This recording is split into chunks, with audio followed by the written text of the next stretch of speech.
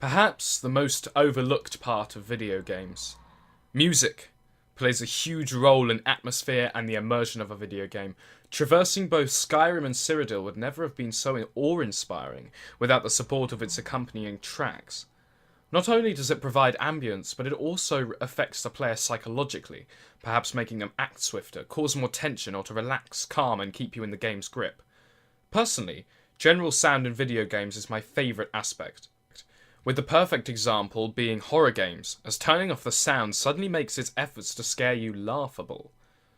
Yet an important part about music in video games is silence. So it is in classical music as well, for silence can accentuate moments as much as any note. Games often seem to forget both these aspects in music making. They either try too hard to fill over moments with music, which gives repetition, or there's simply unintentional silence for no reason.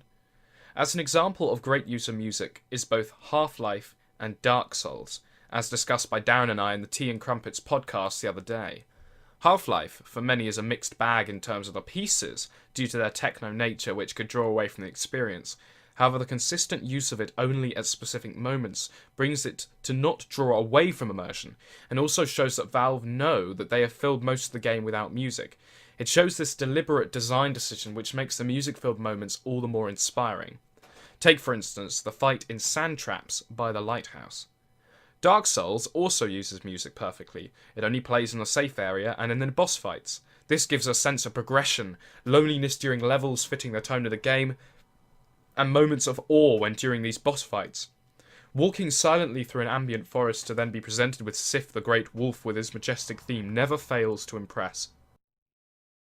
Everyone knows the effects of music in video games. I doubt that anyone would deny it, and yet there's so little emphasis put on great soundtracks. How often it is ignored in reviews or simply sidelined. I've always wondered why my favourite games all contain a cracking score. Perhaps the reason they're my favourite is because of this. Take, for instance, my love for Dark Souls 1 and my affection, but also complete lack of investment, for Dark Souls 2. The atmosphere, meaning, and moments in Dark Souls 2 simply cannot compare.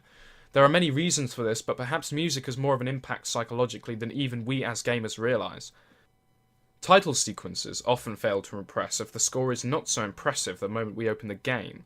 How many games have been left not because they are bad, but because the sound is not worth investing in? How many amazing video games would be left soulless without the initial music?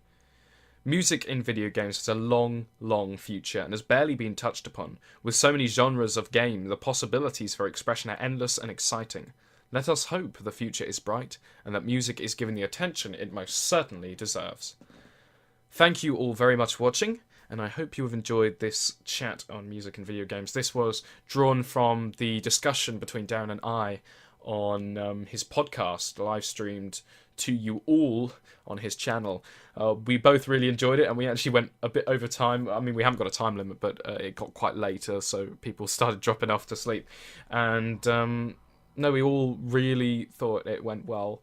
The next one, we're not sure what it's about, but I'll also do a video on an Avaschats on that.